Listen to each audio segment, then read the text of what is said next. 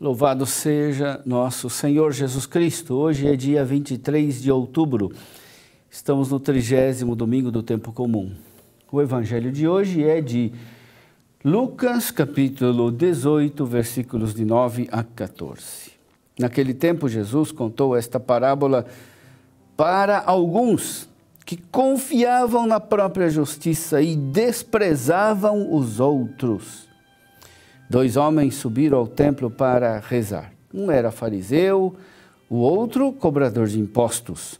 O fariseu de pé rezava assim em seu íntimo: ó Deus, eu te agradeço porque não sou como os outros homens, ladrões, desonestos, adúlteros, nem como este cobrador de impostos.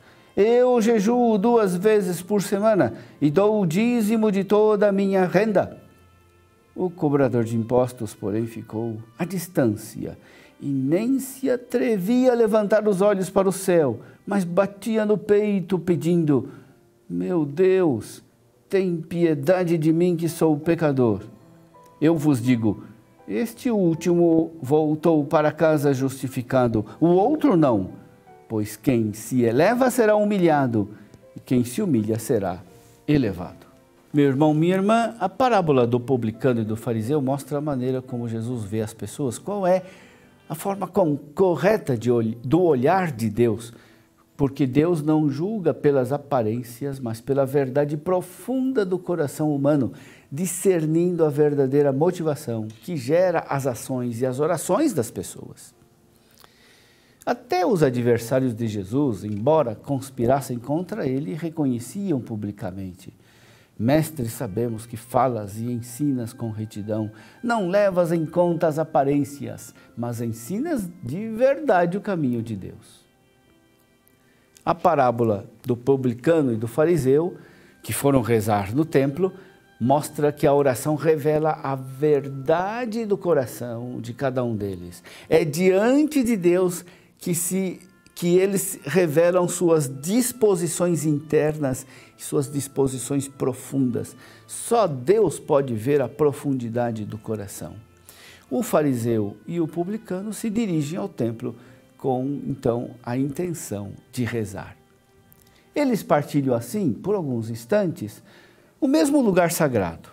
No entanto, será o modo como cada um deles reza que definirá o próprio destino espiritual. O publicano, tendo tido a humildade e a sinceridade de reconhecer a sua indignidade, o seu pecado, e de implorar o perdão de Deus, regressa para casa como um homem melhor, interiormente transformado e reconciliado com Deus. Frente à sua oração autêntica, a graça divina não se fez esperar. Mais uma vez se verificou que quem se exalta será humilhado e quem se humilha será exaltado.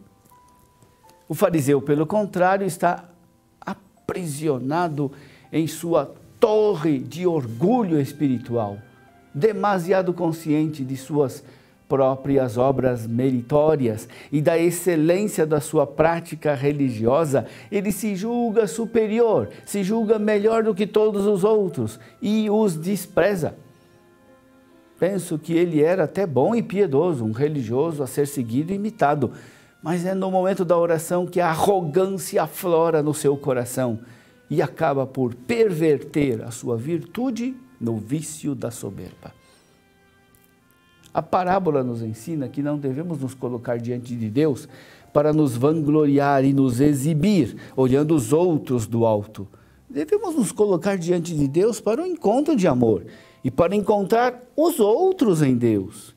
Nesse sentido, a oração é contemplação do Senhor, celebração das maravilhas que sua graça realiza em cada dia no seio da fragilidade humana, celebração da sua incansável misericórdia que reanima aquele que está caído e que deseja se levantar.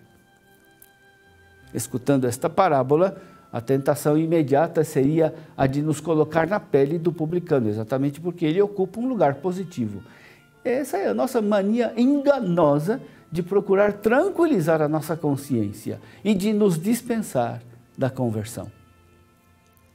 Pelo contrário, a parábola nos convida a olhar para dentro de nós, a fim de removermos toda a nossa autossuficiência, o nosso desprezo pelos outros, a fim de reencontrarmos um coração simples, humilde e fraterno, que saiba pousar sobre si próprio e sobre os outros, um olhar misericordioso, cheio de esperança. Nesse sentido, devemos nos interrogar com frequência sobre o modo como rezamos. O que a nossa oração nos revela sobre a profundidade e a qualidade do nosso coração. O que nos revela sobre nós próprios, sobre a maneira como nos relacionamos com os outros, como os vemos espontaneamente na sua relação conosco. O que nos revela a nossa oração, da nossa relação com Deus e com a nossa salvação. A oração é a alma da missão. Não há como anunciar aos outros a pessoa de Cristo se não o encontramos pessoalmente na oração. Além disso, o orante, tal será o missionário. Procure imaginar como voltou o fariseu e como voltou o publicano. Um voltou justificado, outro não.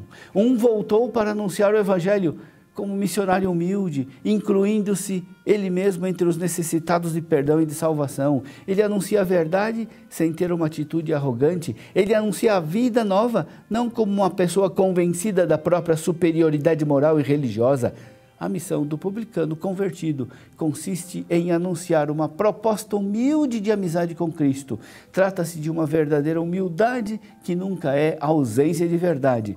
É antes presença eficaz de uma verdade que julga, que perdoa e que salva quem anuncia e aos seus interlocutores.